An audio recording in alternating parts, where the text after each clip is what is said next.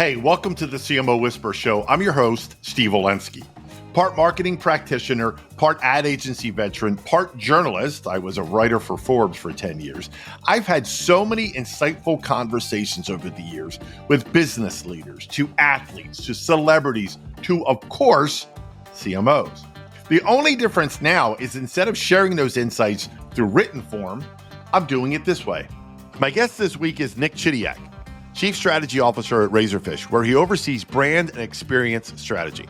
He's worked with CMOs from some of the biggest brands across a range of categories, including QSR, travel, luxury, automotive, tech, and government.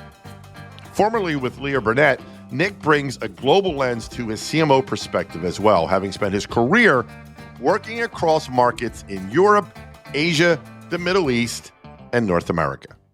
Welcome to the show, Nic Chidiac. Steve, what a pleasure. And I am the first agency person you have on this show. Is that right? You are the first agency person, folk, pick one, to come on the CMO Whisper Show. I take that responsibility very, very, very seriously. And so hopefully this will not be a colossal waste of your listeners' time. Not only will it not be a waste of time, but within a week, I want to see this on your LinkedIn. It will be on my LinkedIn, Steve. I assure you. I have a ton of things I want to get into with you. And I have to start, operative word. I have to start with that elephant in everybody's room, and it's two little letters, right? And it has A and I. And I want to get into AI's impact on creative, not just creativity, but in marketing. And we can slice and dice that and start with creativity or get into marketing, however you want to attack it. But I'm really interested for me to hear and my listeners to hear from the agency side, AI's impact. So, Steve, a couple of things. I think that to answer your question, you need like a time horizon. So AI is shifting very, very quickly. So I'm going to assume a time horizon of 2 to 3 years to answer this question, right? Because if you talk to me about AI in 8 years, I mean, who knows?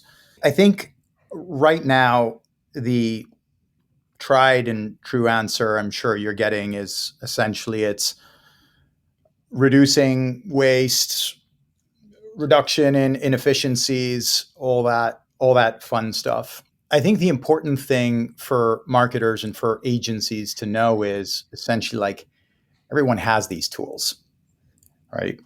And so, number one, not using them, you're going to fall behind. And number two, if you're using them under the assumption that the mere use itself is an advantage, you're also going to fall behind.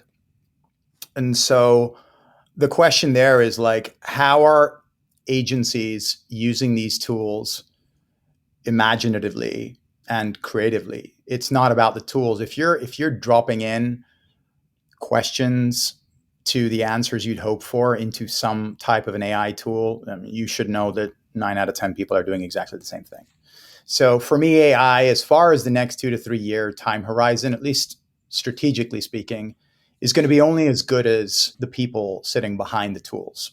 Yeah, I agree. I just had this conversation yesterday with someone about the same thing that I'm sure you hear the concern, right, and the apprehension of, are people going to lose their jobs? I'm of the belief that, yes, some jobs will go away, but those will be people who have not embraced and learned how to use AI, not necessarily replaced completely by AI. Does that make sense? Yeah. And I would agree with that, Steve. I would agree with that. I mean, we do something. Sorry, and I don't want to talk about belabor Razorfish, but we do something in our strategy department where we shut down our department every 6 months, and ultimately we look at the bulk of work, and we have a scale of which it goes from 0 to 5. 3 is accurate, right? Getting the answer right. And I think our push to the department has been, look, tools are going to get you to accurate right now, and getting to accurate is going to be much easier. But how do you get beyond accurate? How do you break the parameters of the brief, create exponential value beyond the parameters of those briefs? And so I think that's the challenge nowadays is like, all right, how are we using this stuff imaginatively? I'll give you an example, Steve. You do competitives. We do competitives all the time. And traditionally what you do is ultimately like a good competitive not only tells you the current state, but a good competitive audit can also potentially tell you where the category is going, right? I mean, that's a good one. Like if I could tell you, hey, we're gonna conduct a competitive around a CPG product, and I'm going to be able to tell you not only where brands are today, but where the movement is. Like we are using AI in certain instances to ingest a ton of literature, speeches, like CMO, CEO talk tracks. I mean, you're looking at over whatever, hundreds of hours just ingested into an AI machine to then be able to prompt on queries around where the category is going. So that's like an example of the difference between your standard use of just an AI tool and, all right, here's a good way for us to use an AI tool to help inform a question around where the category is going. Yeah. I'm curious, and that's fascinating, by the way, that because look, AI, as we know, is, I say, not only can we not see the tip of the iceberg, we can't even see the iceberg yet. That's how in its infancy AI is, right? And I'm curious to what you're hearing from the brand side in terms of, are they out loud asking, hey, are you using AI and how are you using it? Are you using it to do creative? Are you using it to do copywriting? How do we know what you're sending us is not AI written and it's original and there's no inherent biases and all these things? So I'm curious, what are you hearing from the brand side when it comes to AI? Around those topics, Steve, like we don't really have those issues as of yet. Like bias is obviously a huge issue, but and AI is a huge agenda for both Publicis and Razorfish as well. We haven't necessarily gotten into any potential challenges with AI. I mean, what we are proactively doing, I mean, we started talking about AI almost 3-4 years ago at Cannes, and our leadership has a big AI agenda, and so we are active. Like we're digital experience agency, and so ultimately, if we are not proactively approaching our clients with how AI can improve customer experience, like, I mean, there's no reason why we should exist in this world. And so we are taking AI to our clients as opposed to clients bringing AI to us, if that makes sense, Steve. And that's probably because we aren't like a traditional agency. Like we're a digital agency, and so we think through these things a lot faster. I mean, we've been talking about AI for a while, as I mentioned. So yeah, I have to share this quick anecdote. So I know a lot of CMOs, and while I can't say the name of the brand, it's a big brand. And the CMO is telling me that she recently went through an RFP and she got 5 different responses, or so she thought they were different. What she discovered, without exaggeration, with no lie, all 5 of them basically went through ChatGPT and spit out the same RFP response. Yeah, that's an issue, Steve. That's Right. an issue. That's an issue. One of the reasons why we hold something almost biannually as a strategy team is to push people beyond an accurate answer. If we are not able to give our clients a perspective that adds value beyond what you can find on ChatGPT, then that's a problem. It's a problem. And to be clear, I'm not saying compete with those tools, but I'm saying use those tools for better outcomes. Use them with imagination, as opposed to that's just people being lazy. Exactly. And then you run that risk through no fault of your own. It's that guilt by association. Exactly. So yeah, it's a challenge. It's a challenge. I want to get into the way CMOs can really maximize their agencies and then get into more of a granular topic. But I want to start at a high level and just ask you the very most open-ended question I can think of, which is, how can CMOs get the most and get the best out of their agencies? I have a couple of thoughts, Steve. Number one is, obviously I'm a strategist, so I'm biased towards saying a CMO is only as good as their strategy. So that's number one. If there isn't absolute clarity behind the brand, then you could put the best, most renowned CMOs in the driver's seat, and it's going to be very difficult for the agency. So that's number one. And the other example, Steve, I'll give for you under this point is like if you look at brands that have a clear strategy, Burger King, the old tried and true ones, Dove, it doesn't matter what agency works on that brand. You see great work around the world coming from different agencies. I mean, I remember, I forget what year Burger King won Marketer of the Year, but if you look at the amalgamation of different agencies that developed Cannes and Effie winning work, it wasn't one agency. It wasn't like a Wyden. It was like 15 different agencies. And so that for me is an evidence that basically says, like, look, you want great work, you need to have absolute clarity about your brand and what it stands for and what it means and who you're trying to win with. And so that's number one. Number two, if you don't, which is totally fine, you need to have humility to ask for help. And I think that's important. Like just going up to your agency and saying, "Hey, we need help around this topic." I think for me is a really important attribute of a CMO. And then just saying things like, "Hey, we want to be famous," and not having a point of view on how, or, "Hey, we want to be famous. Help me figure out how," I think is an issue.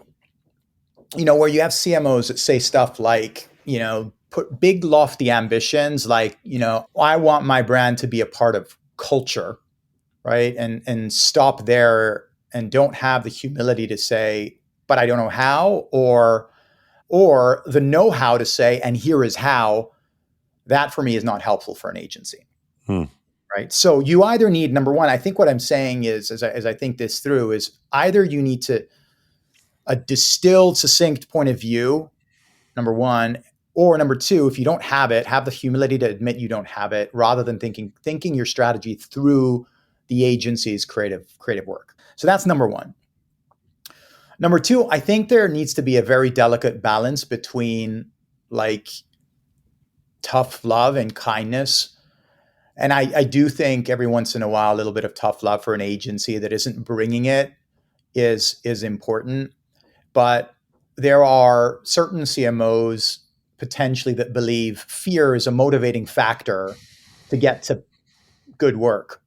Now, Steve, I don't know about you, but I'm pretty convinced that locking a group of creatives into the room and saying, come up with the best idea on the planet and your career is depending on it, you've got 24 hours, is probably not the best way to get incredible ideas. What you will get is you won't get mistakes, right? They won't make mistakes, but you won't get incredible ideas. And so I think understanding the creative culture and how important it is at agencies and feeding into that, I think is really crucial. And so that's why I say like a healthy balance between tough love and and creating an environment of kindness. The third component I think that CMOs need to do is bring the agency into your business. Like they shouldn't be on your business, they should be in your business. And by that I mean they need to understand your business really, really well. And I'm talking about creatives as well. Yeah, not just strategists and account folks. Like you'd be astonished at how fluent the creative world is at just understanding clients' businesses. And the second they understand a client's businesses, the second they understand, I mean, whatever, if you're an auto, the second they understand things like incentives, sales, where sources of growth are coming from, and are brought into those conversations, the more they empathize, not just with the client, but they empathize with the situation of the business. And so my advice on the third way to bringing out the best of an agency is bring them into your business as opposed to putting them on your business. It's not a minor detail, right? To really indoctrinate them into your business. No, it's not. Agencies can't work in platitudes. Agencies need to work on businesses. Right. Correct. They need to understand the intention of why they're doing what they're doing. And with every move, they need to understand the response. And the bigger the gap is between what they're doing and those responses and the results, is the more disconnected your agency is going to be from your business realities, which I think is helpful. Exactly, exactly. Hey, I've going in a little different path. So in my career, including Forbes, I've interviewed a lot of celebrities who've partnered with brands for different, products, whatever. And I have a two-part question for you. One, what is your general thoughts on brands working with celebrities? And two, have you ever had an instance where a given brand wanted to work with a given celebrity and you knew it was not the right pairing? So the second question, yes.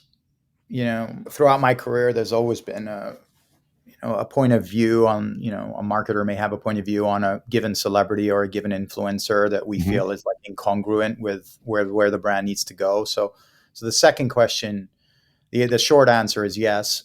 And then the first question around what is my perspective on brands working with celebrities.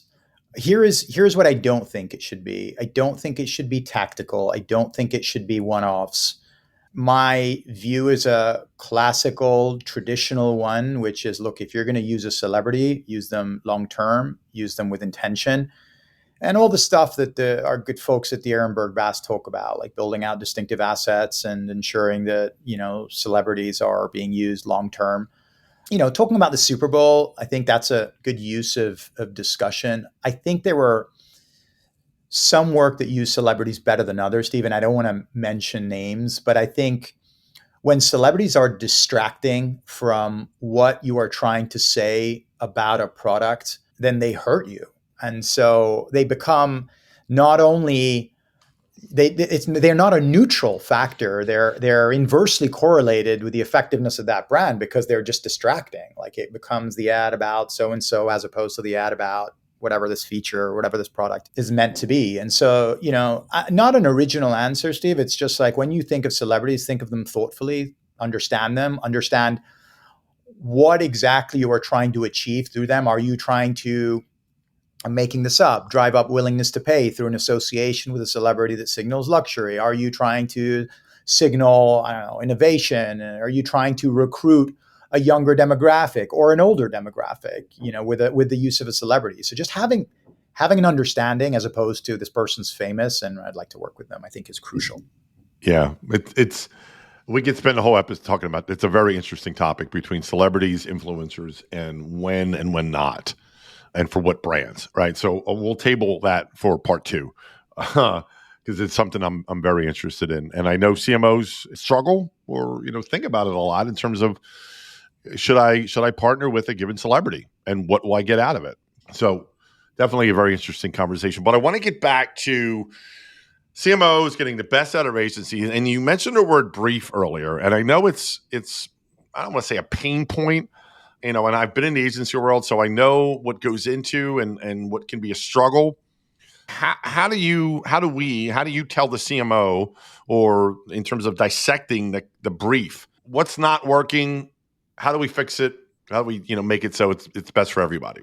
So I'll kind of answer that with I'll give you an answer and then I'll tell you the second point. The second kind of subset of my answer is it depends. Number one is I think when an agency adds value, I think there should be one brief. I think it should be developed, and I know this may sound like contrarian or agency folks might not like this, but I do think strategy functions should be at agencies should be working upstream with the CMOs. Like Steve, the amount of data I have available at my fingertips, in many cases, probably is 3 to 4x what a CMO has at their fingertips right now, just given the scale of what we have available. And so to turn around and just, clients work on a brief in isolation, for me is a missed opportunity. That's number one. And number two, agencies should be delivering value upstream to the point where clients are involving them in the briefing process. So my answer is, I think the briefing process should be collaborative.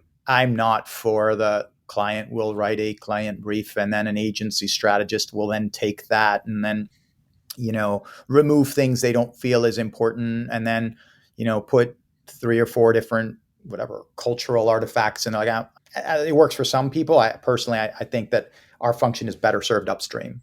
There's more influence in the client brief that you can make than in the creative brief. So Yep. that's number one. And then number two, Steve, my other point is like, it depends on the category. Like some categories are like CPG categories. It's like you can distill things in one brief. But when you look at like more complicated categories where journeys are longer and you have digital products that sit within the journey and different channels, like I'm making this up, like auto, banking, longer travel. For me, then I think mapping a journey out with an integrated team, identifying what the barriers are, rolling off briefs against that, I think is a helpful way, as opposed to let's write a brief, let's develop something called a big platform idea, then let's figure out how it works with all the IET, like integrated agency teams. Sorry, not to use vernacular. So my view is like when you're a longer journey, more complicated, whatever, 30, 40 different channels involved, I usually find it useful to map the journey, map the experience you want to create, develop tasks for communication, measurements against those, and then roll those briefs off that plan and say, look, we have four micro briefs against this. Brief number 1 needs to do this. Brief number 2 needs to do this. Brief number 3 needs to do this. And these are the channels. And do you find CMOs, for the most part, and your clients are amenable to this kind of process? Yes, I do. Like at Razorfish, maybe we are lucky enough to have digital-minded CMOs, who understand digital ecosystems and understand that there's more to a brief than a big idea. So yeah, and that may just be a bias to where I sit right now versus me sitting with a traditional creative agency. Exactly. So I mentioned earlier, you have a wide global set of experiences, Europe, Asia, Middle East, and so on. And I want to get your advice for listeners and CMOs who are running global brands in multiple markets. It's a challenge, understatement of the century, but it's a challenge. And from your lens, what advice do you give to CMOs who are running global brands, but across all different markets and languages and cultures and all that? It's such a good question, especially nowadays, Steve. So, Steve, there's a really interesting book called Weird, and it stands for Western Educated, Industrialized, Rich, Democratic. And the book is basically a sociology book, and it basically says, like, look, 95% of the world's understanding of human behavior is built through the discipline of psychology, of which the bulk of people are Western participants in experiments. And it basically goes off to say, like, look how different the world is to the West. Yeah, look how across every parameter, like how they think of family and how they think of relationships and what inspires them. And it's an incredible book. And it basically says, like, look, the West is an anomaly to the rest of the world. So my first thought around that is, like, understand that the US is very different.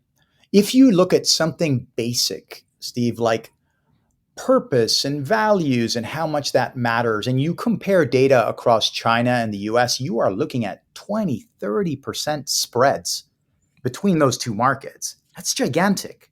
It's gigantic. So number one is just understanding that the world is not the West. And I'm sure your listeners are sophisticated enough to know that. The second challenge for me is, like, you aren't managing a global brand right now. You are managing a brand through geopolitical situations that are, man, it's a challenge. Like, if you just look at the relationship between the US and China in the last year, like, it's flipped and flopped multiple times. And those have huge implications on brands, both trying to compete in either of those markets.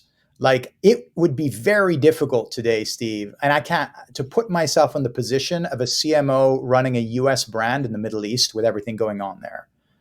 Like, you are managing through geopolitics today. Those aren't in your control. And that stuff moves super fast. Overnight, someone says something, and the next thing you know, markets open or closed. And so I think having agility is really important in today's geopolitical environment. And so that's it. See, other than the usual stuff is, like, make sure the, global brand has local insights and like, make sure you're sensitive to specific cultures. But I empathize with someone running a global brand today, because I do think it's a really, really challenging situation and environment. Yeah, you bring up, two things: the politicalness, if you will, of the world we live in, and the speed at what we live in, and the agility. I can't overstate the need to be more agile today than you were yesterday, and so on. You know what I mean? Like, you got to be ready at any time. Speed is such a good point, and it's not just a point around global. Like, we are seeing category drivers, like things that have become more or less important that would take decades to move, shift within 2-3 years because of speed of culture. Like, you look at what's happening in certain categories and what has become more or less important and how quickly those changed. Like, that would take you 10 years to see one attribute become more important than another in specific categories. Data privacy wasn't a thing, or wasn't a big reason why you buy, I'm making this up, like a device. Now it's a pretty big one, and it happened pretty recently and pretty frequently. So Yep. That's a really good point. Yeah, and then to go one step further is to look at it through the lens of demographics, right, and generations. For example, and you mentioned data privacy, so I'll build off that, where boomers maybe, we're fine, I'm fine giving you my email address, where Gen Z is like, nope, you got to tell me what you're doing with it. So it gets a little more granular as well as industry. Yeah, Steve, we did 2 pieces of research. One was around boomers and their digital habits, and the other one was around data privacy. And what we basically realized was Gen Z report being concerned about giving up their data, but are also more likely to scan their face when they're using some of these digital technologies. So the data for me around this topic is very mixed. People are saying one thing, but are doing something completely different. So yeah, it's interesting. We have 2 big studies that you can download off razorfish.com for around this topic in specific. Oh, I definitely will. I'm a big voracious, consumer of research. So I love to sink my teeth into that kind of stuff. So I'll definitely look for that. Let's compare and contrast CMOs of today. And let's not go back too far. Let's say even 3 to 5 years, right? And what they're held up to do, what are they required to do? What's changed in your lens from a CMO, agnostic of industry, over the last 3, compare, like I said, from then till now?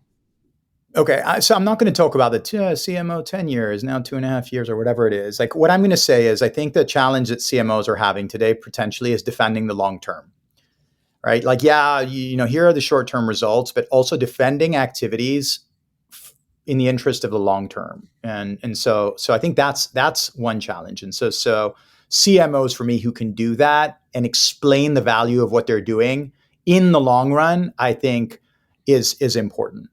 Number 2, and just given the pressure to deliver results so quickly. Number 2 is I think just CMOs who are capable of stretching the brand into digital products. You're just given the not just saying, hey, my brand should exist in a 30-second television manifesto ad, but hey, here is how I'm going to take our positioning or our purpose and pulling it into a digital product. I mean, again, we had a study that basically said like 29% of CMOs are leveraging their positioning or their purpose to build digital products. And so for me, it's like modern CMOs are capable of expressing the brand in its entirety across multiple ecosystems, specifically in digital. So that's a second one that's important. And then again, like we spoke about humility, like there's a lot more complexity out there. Being humble enough to ask for help and saying, hey, I don't know how to figure this out, or this is something emerging.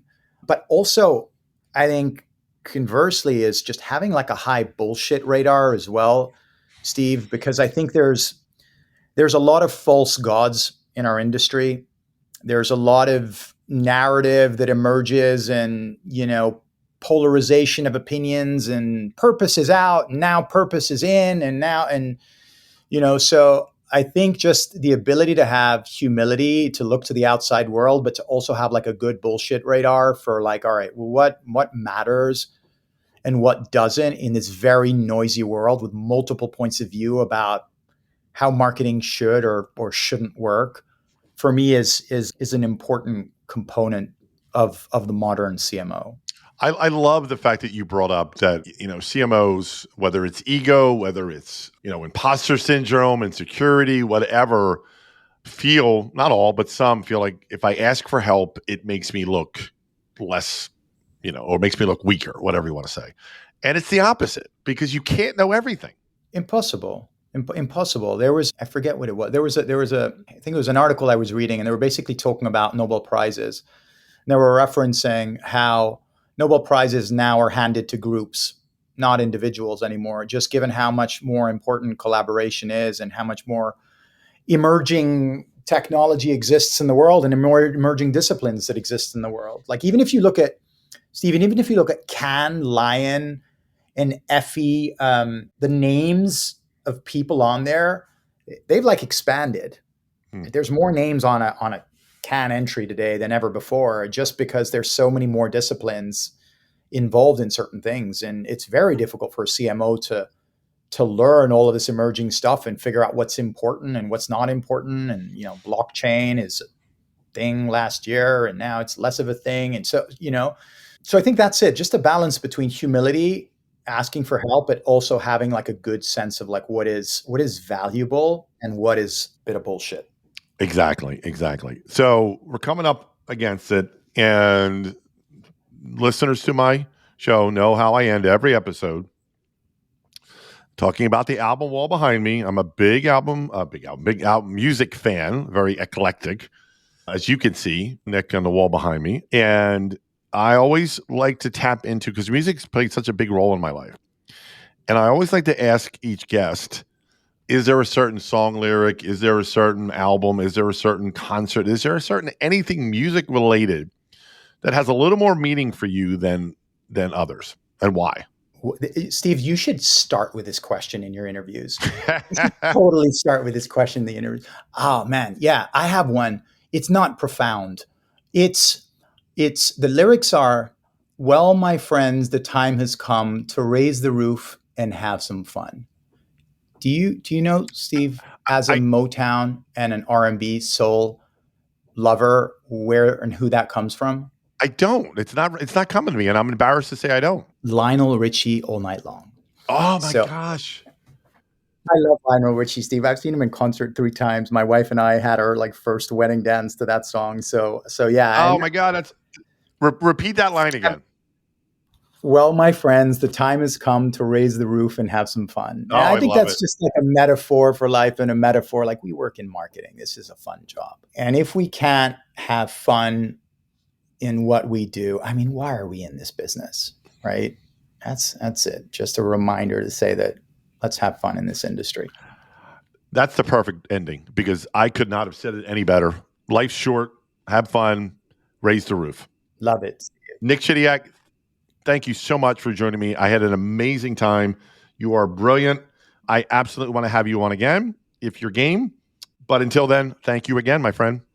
Steve, it was really, really a pleasure to be a part of this. And for I know it was a risk, you having an agency person on your show for the first time. And I appreciate your journalistic integrity. I love your podcast. And so I hope we did some justice to your platform. So thank you very much for having us. Well, that wraps up another episode of the CMO Whisperer Show. I hope you shared this episode with your friends. And if you have not already, please subscribe to be kept up to date on all the latest episodes. And if you're so inclined, leave me a review on your favorite podcast platform. Thank you.